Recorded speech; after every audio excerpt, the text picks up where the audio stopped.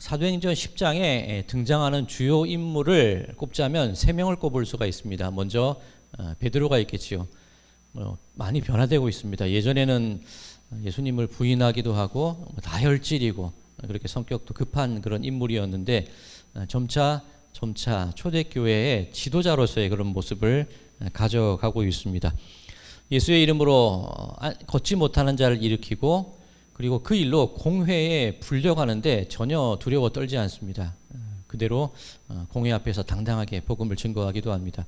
그리고 오늘 사도행전 10장인데 바로 앞 사도행전 9장에 보면 죽은 여인을 살리는 그런 놀라운 이적도 행하게 됩니다. 정말 과연 초대교회의 지도자구나 그런 모습을 갖춰 나가고 있다고 볼 수가 있습니다. 또 한 명의 주목할 만한 사람이 있는데 무두장이 시몬이라는 사람이 등장하는 것을 볼 수가 있습니다. 이 사도행전 9장 43절인데 베드로가 요바에 여러 날 있어 시몬이라 하는 무두장의 집에서 머무니라. 사도행전 9장에 이 다비다라는 여인이 살았는데 많은 홀로 된 이들을 돌보는 일을 감당했습니다. 이 다비다라는 여인이 죽게 되는데 살리죠.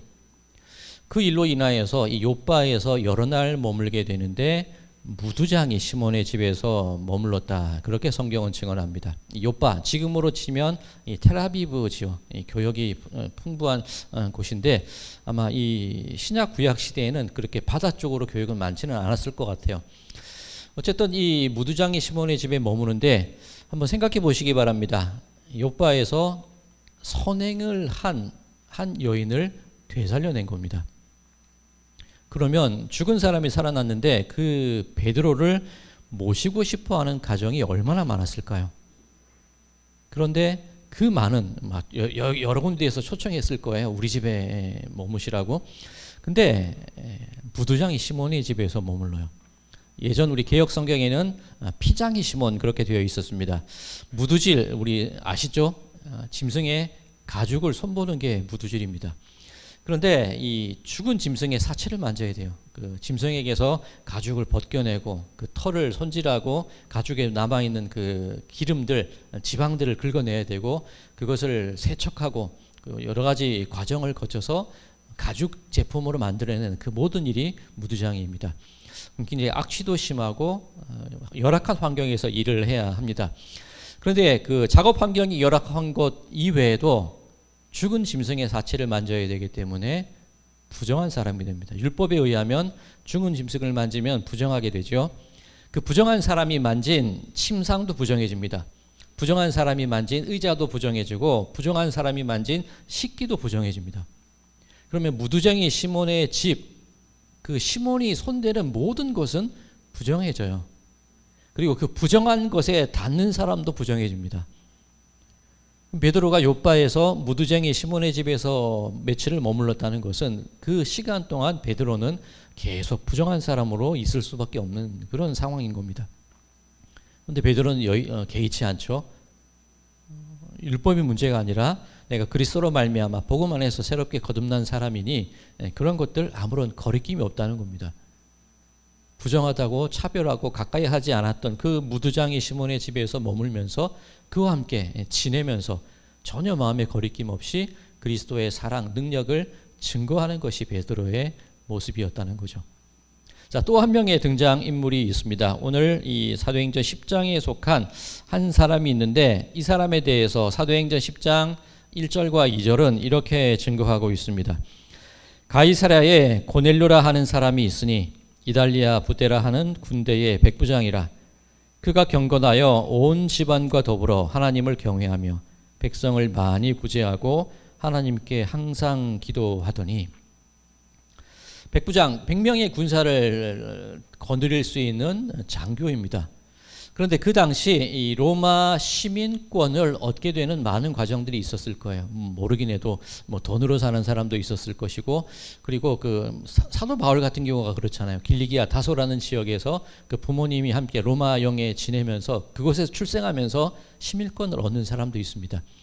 그런데 원래부터 로마인은 아니었잖아요. 그리고 로마 군대가 각 정념지, 그 당시 로마가 많은 나라들을 정복했는데 그곳에 군대들을 파견하게 됩니다. 그런데 모든 군대를 파견할 수는 없어요. 그래서 그 지역에 있는 군대를 양성하기도 하고 로마 시민권을 획득한 사람들에 의해서 그 지역을 다스리게 하기도 했습니다. 그런데 이 고넬료라는 사람은 이탈리아 부대의 본부대 사람입니다. 정통 로마인이라는 겁니다. 시민권을 획득한 사람도 아니고 산 사람도 아니고 그 지방 사람도 아니라 정통 로마인이에요. 그런데 이 사람이 하나님을 섬기고 하나님께 기도하고 구제를 많이 하는 사람이었다는 겁니다.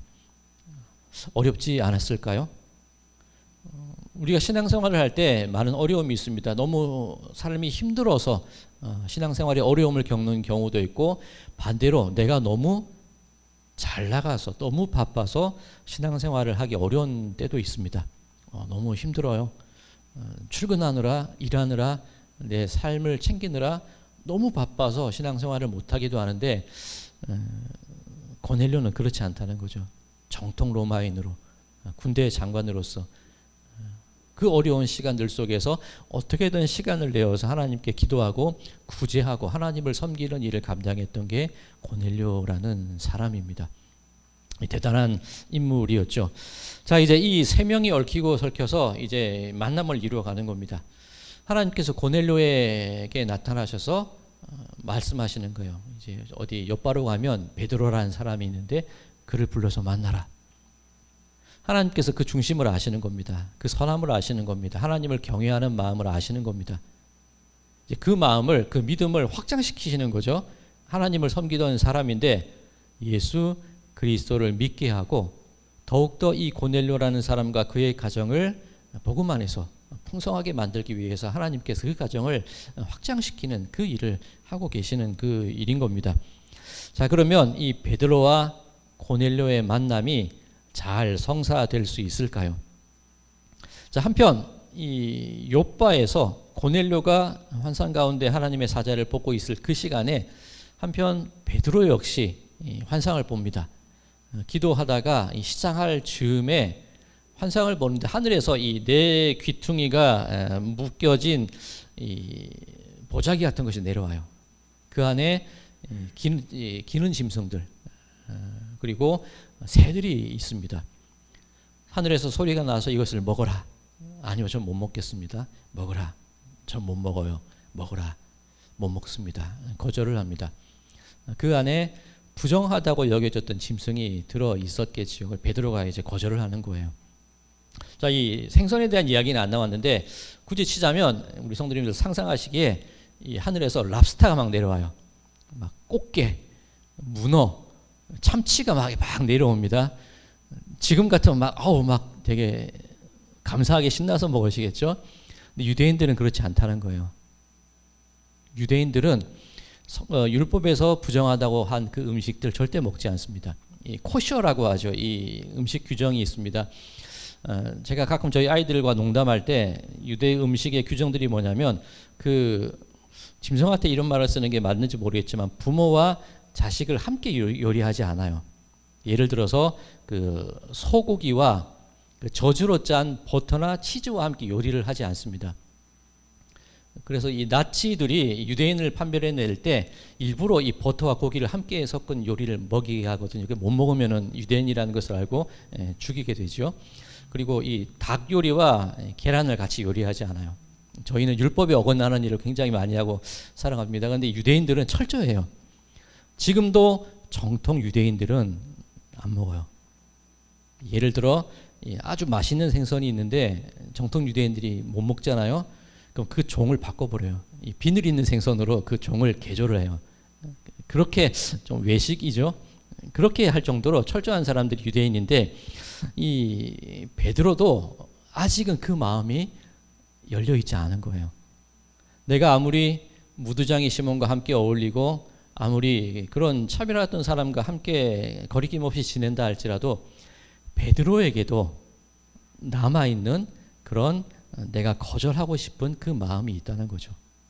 이게 이방 음식으로 율법에 금하는 음식으로 표현되어 있기는 한데 이방인을 의미하는 겁니다. 이후에 이 고넬료와 만나서 이야기할 때 이 베드로가 자기 속마음을 털어놓는 장면이 있는데 사도행전 10장 28절입니다. 고넬료를 만난 이후입니다. 이르되 유대인으로서 이방인과 교제하며 가까이 하는 것이 위법인 줄은 너희도 알거니와 하나님께서 내게 지시하사 아무도 속되다 하거나 깨끗하지 않다 하지 말라 하시기로. 나는 괜찮은 사람인 줄 알았어요. 나는 무드장에도 만날 수 있고 나는 전혀 율법에 거리낌 없는 사람인 줄 알았는데 아직 그게 남아 있는 거예요. 하나님이 계속 설득하시는 거죠. 먹어. 괜찮아. 그들을 만나. 아니요. 저는 못합니다. 안 갑니다. 하지 못합니다. 거절은 하고 있는데 그 거절의 과정이 사실은 하나님에 의해서 설득당하고 있는 과정이었다는 얘기입니다. 이 초대교회의 역사를 보면 거의 설득당하는 이야기예요. 바울도 그러지 않습니까? 나는 이쪽으로 가고 싶습니다. 아시아로 가고 싶어요. 성령이 계속 막으세요. 마케도니아로 가라고 그러세요. 내 마음은 가고 싶지 않아요. 그 막상 유럽으로 가니까 그죠, 감옥에 갇히고 매 맞고 일이 안 풀리잖아. 그렇게 얘기할 수도 있는데 계속 설득을 당하는 거예요. 그쪽으로 가야 돼. 그런데 이 초대교회의 역사뿐만이 아니라 성경의 역사가 그것 아닙니까? 이 요빠라는 도시가 나왔는데 이 구약의 요빠라는 도시 하면 또 생각나는 사람이 있는데 누구죠? 이 요빠에서 다시스로 가는 배로 타고 도망쳤던 요나라는 사람이 있습니다. 네가 니느웨로 가서 그 성읍에 가서 회개를 선포해야 돼. 싫어요. 안 가요. 도망칩니다. 근데 계속 설득하시는 거죠. 안 되면 그죠, 물고기라도 준비하셔서 그를 집어 삼켜서 내어 뱉도록 하시기까지 설득하는 것이 하나님의 과정이에요. 아브라함 믿음의 조상이라고 하는데 저는 그렇게 아브라함의 믿음이 좋아 보이지는 않아요. 내가 너에게 통해서 자식들을 주겠어? 아브라함의 선택은 뭡니까? 내 집에서 기르는 종에게 유산을 물려줄 거예요.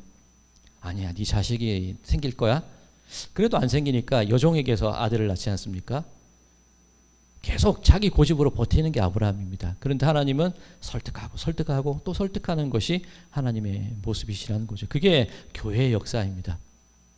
자, 오늘 베드로 이 고넬료가 만난 이후에 이렇게 얘기하죠. 34절부터 36절 중반절까지입니다. 베드로가 입을 열어 말하되 내가 참으로 하나님은 사람의 외모를 보지 아니하시고 각 나라 중 하나님을 경외하며 의를 행하는 사람은 다 받으시는 줄 깨달았도다. 만유의 주 되신 예수 그리스도로 말미암아 화평의 복음을 전하사. 나는 저 사람은 안 되는 줄 알았는데 거기까지는 가고 싶지 않았는데 하나님은 사람을 그 외모, 직업, 인종, 어떤 취향들 그것에 구애받지 않고 모든 사람들을 다 똑같이 받는 분이 하나님이시라는 것을 이제 나는 깨달았습니다. 베드로의 고백인 거죠. 그 깨달음이 어떻게 찾아오게 되는 겁니까? 만유의 주 되신 예수 그리스도로 말미암아 내가 가진 이 기쁨과 복음을 전하는 일을 저는 설득되어서 진행하고 있습니다. 베드로의 고백인 거죠. 이 36절에 만유의 주 되신 예수 그리스도라고 되어 있는데 제가 이 구절을 볼 때 이 한 장소가 생각이 났습니다. 어디냐면 강화읍에 있는 성공의 성당입니다. 제가 우리 사순절 묵상을 통해서도 한번 소개해드린 적이 있는데 이 사진에 이 한옥으로 지어진 성당, 성공의 성당이 있습니다. 근데 그 성공의 성당에 안으로 들어가면 이제 그 실내에 들어가면 제일 앞쪽에 제일 뒤쪽이죠. 이제 들어가는 거니까 강화도 화강암으로 만든 세례대가 있고 이 의자 회중석이 있고 저 앞쪽에 제대가 있습니다. 이 성찬대가 있습니다. 이제 성도님들이 바라보시는 이 방면이죠. 이 성찬대가 있고 이 뒤에 한자 그 현판이 그 서액이라고 뭐라고 그러죠? 그게 써 있어요. 한자로 만유진원이라고 써 있습니다. 오늘 이 36절에 만유의 주 이 뜻이죠. 모든 사람의 만물의 진실한 근원이 되시는 하나님 예수님 이 강화읍 성당에 붙어 있습니다. 자, 이 강화읍 성당 하면 또 계속 생각이 나는 이야기가 있는데, 이 강화읍 지금의 이 양서면이라고 하는 곳이 있는데 강화도 북쪽이에요. 이제 강화도에 기독교가 전해지는 이야기를 말씀을 드리는 겁니다. 그 북쪽에 이 시루메라는 마을이 있습니다. 이 천민들과 가난한 사람들이 살아가는 동네인데 그곳에 이승환이라는 한 사람이 살았습니다. 네, 너무 살기 힘들어요. 강화도에서 이 천민으로서 이 가난한 사람으로서 살기 힘드니까 인천 제물포로 나와서 삽니다. 그리고 주막을 열어서 이제 술 장사를 하게 되는 거죠. 지금의 제물포라기보다는 동인천, 그때 동인천을 제물포라고 불렀으니까요. 거기서 주막을 하면서 살아가는데 이 이승환이라는 사람이 교회를 다니기 시작합니다.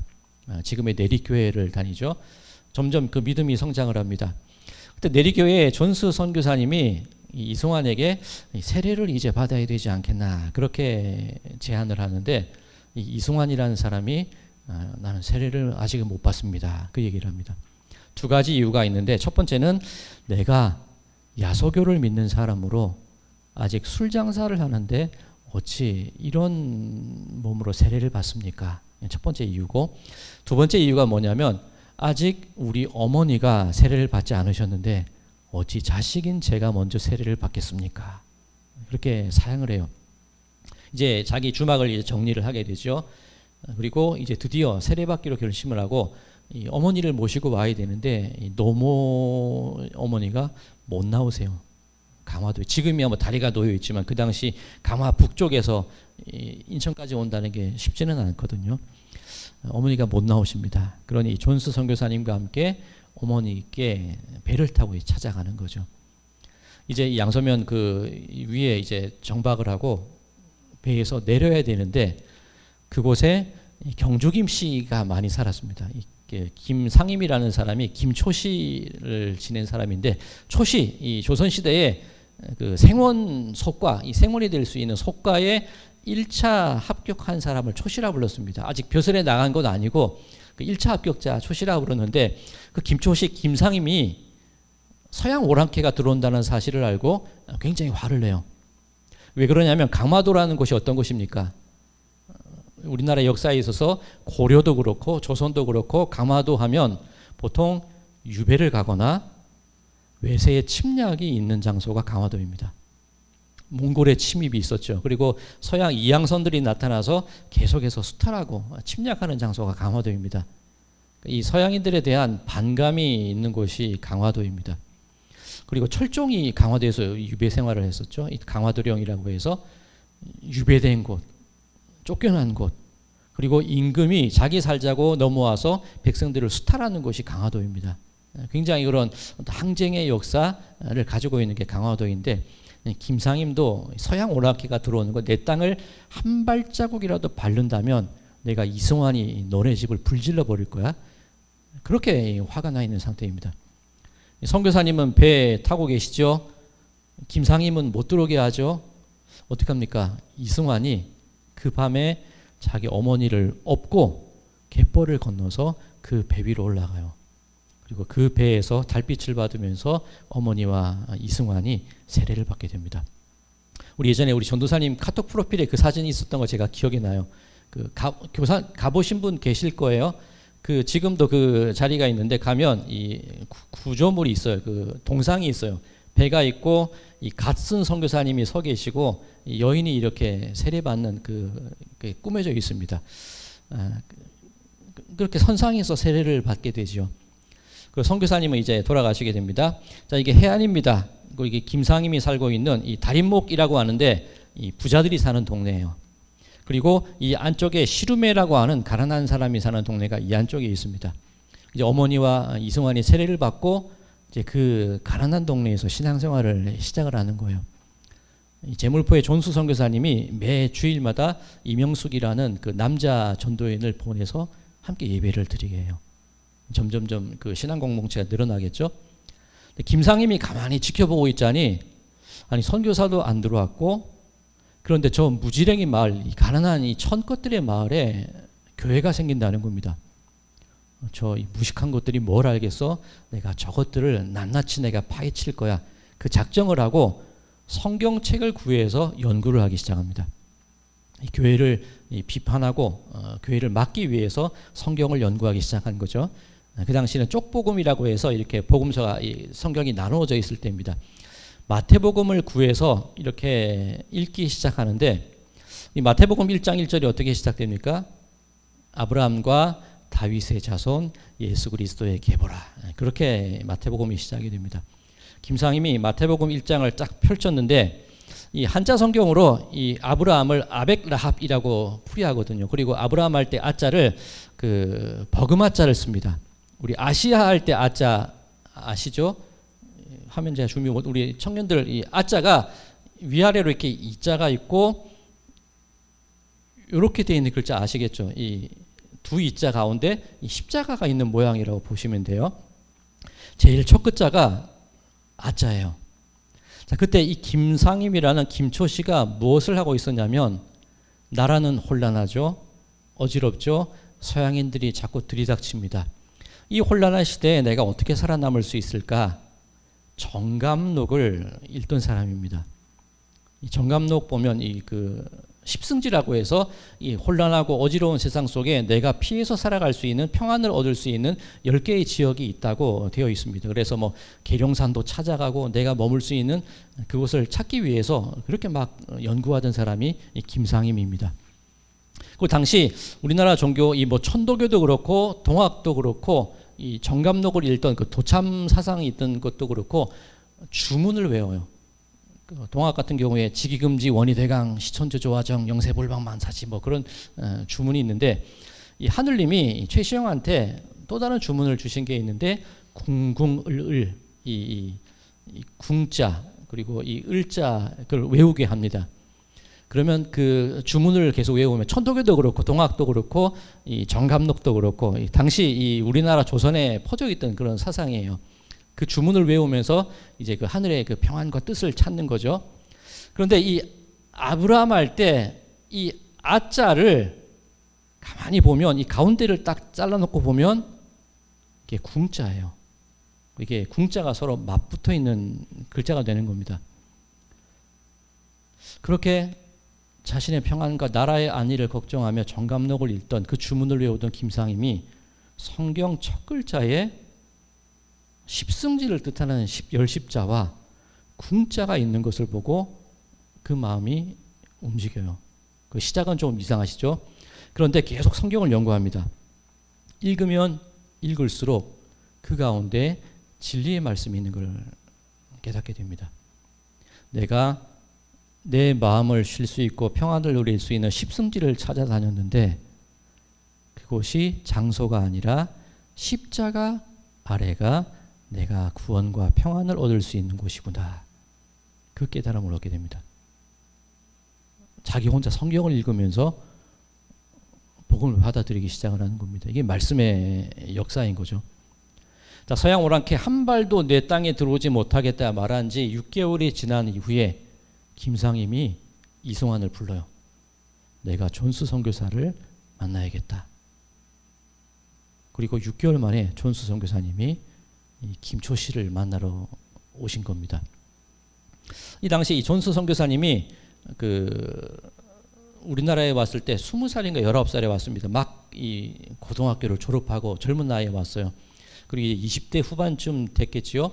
그런데 이 존스 선교사님이 그 누구죠? 그 탁사 최병원 선생님한테 한글과 한자를 배워요. 그러니 존스 목사님은 한자로 한문으로 그 조선왕조실록을 읽는 분이에요. 대단하시죠? 그러니까 이분이 막 그것으로 논문도 써요. 영어로 우리나라 조선에 대한 논문도 쓰는 분이에요.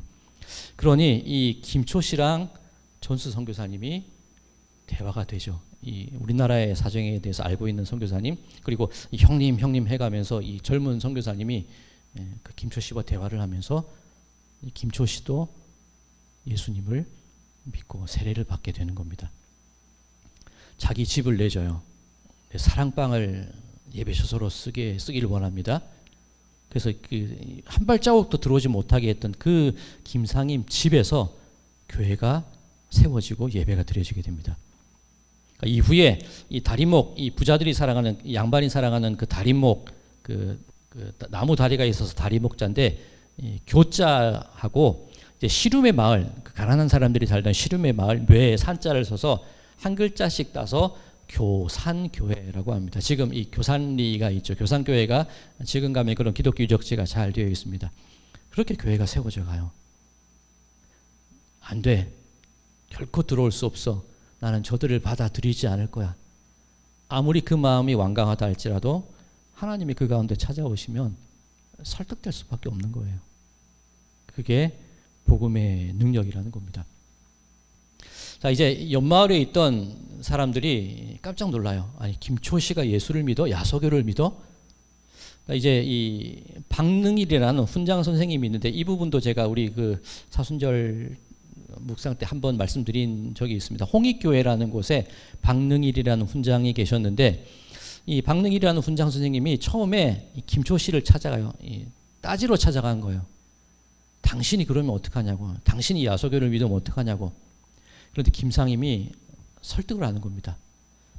저 시름의 마을 사람들, 저 천안 사람들이 매일 술 먹고 노름하던 사람들이 야소를 믿더니 술도 끊고 노름도 끊고 사람이 변화돼.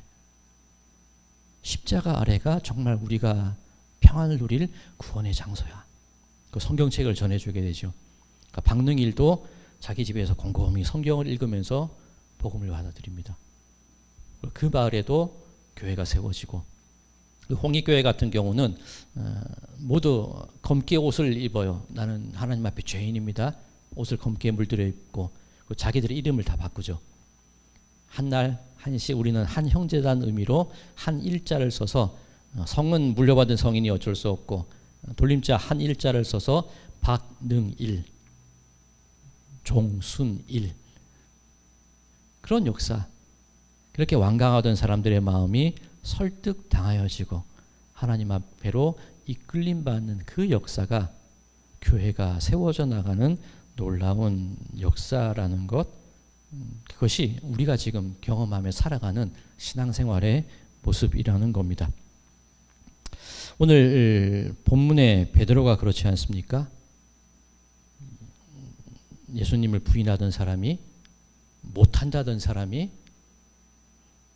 무두쟁이를 품어요. 여기까지라고 생각했던 사람이 이방인을 품어요. 거기까지라고 생각했던 사람이 땅끝을 바라보며 점점 그 신앙의 역사를 증거하는 사람으로 변화되어 가고 있는 것을 바라보게 됩니다. 오늘 본문 사도행전 10장 24절에서 26절입니다.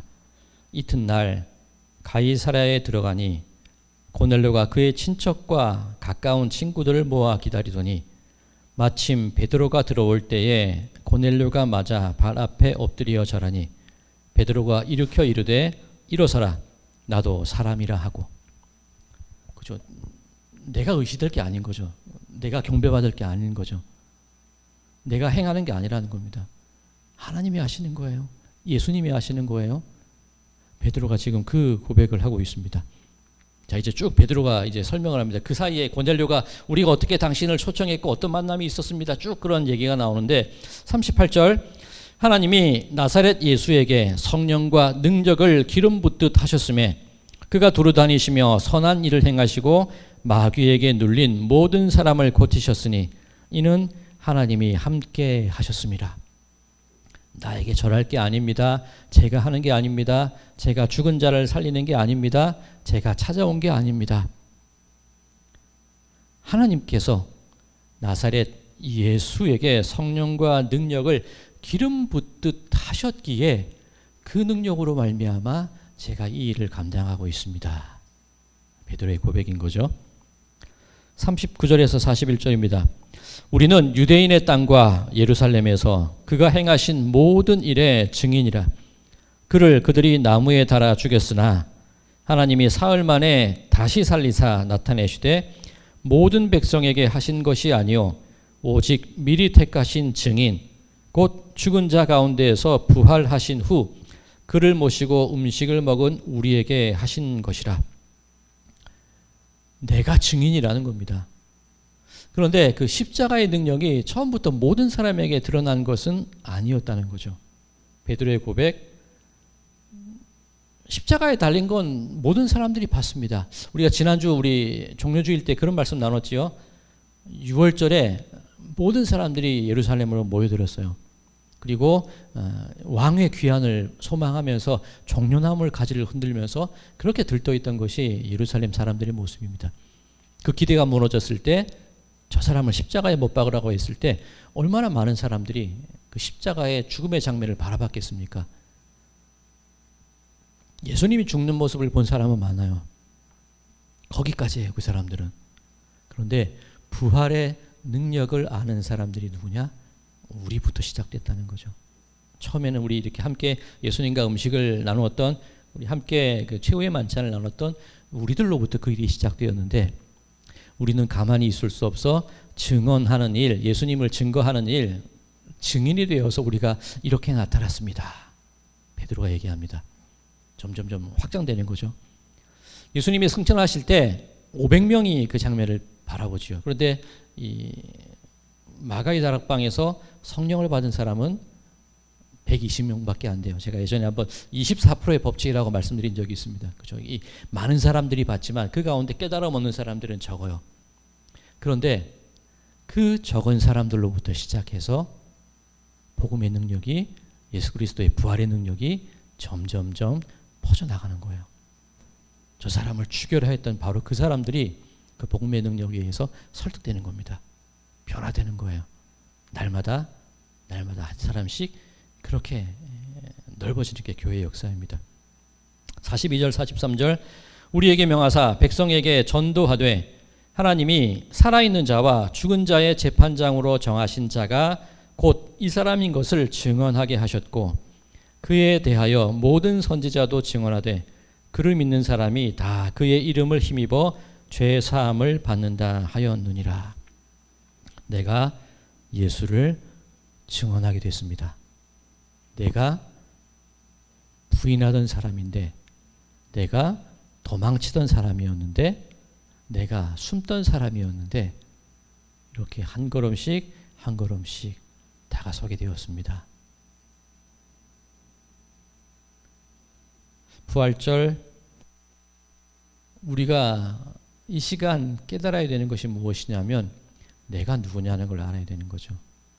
내가 누구냐? 나는 하나님께 설득당한 사람입니다. 나는 언제나 여기에 머물러 있었는데 그렇게 한 걸음씩 하나님께 다가가고 한 걸음씩 마음이 넓어지고 한 걸음씩 품게 되고 그렇게 날마다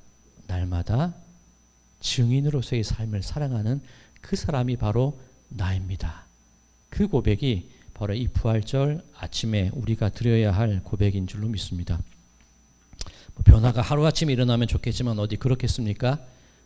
내 자신을 봐도 그렇잖아요. 내가 하루아침에 변하는 일은 좀처럼 쉽지 않습니다. 그런데 날마다 김상임이 그러지 않았습니까? 날마다 말씀을 묵상하는 가운데 그 세상의 헛된 평안 자리를 얻어가던 그 사람이 십자가 아래에서 평안과 구원을 누릴 줄 누가 알았겠습니까? 날마다 나가는 거예요. 오늘 설교 후 찬송의 가사가 그겁니다. 날마다 주를 찬양하겠네. 주의 사랑 줄로서 나를 주께 잡아매소서. 바로 이곳에 계신 모든 분들, 이 땅을 살아가는 분들이 그렇게 날마다 주님의 사랑의 줄에 얽매여 살아감을 통하여서 이렇게 설득당하여지고 선을 넘고 담을 넘어서 하루하루 그렇게 부활의 능력을 증거하고 증언하는 넓어져가는 그런 사람들이 바로 우리들의 모습이 되어야 할 줄로 믿습니다. 설득당하시고 설득하시고 그렇게 부활의 증인으로 살아나가시는 우리 모든 분들의 삶이 되시기를 주님의 이름으로 간절히 축원드립니다.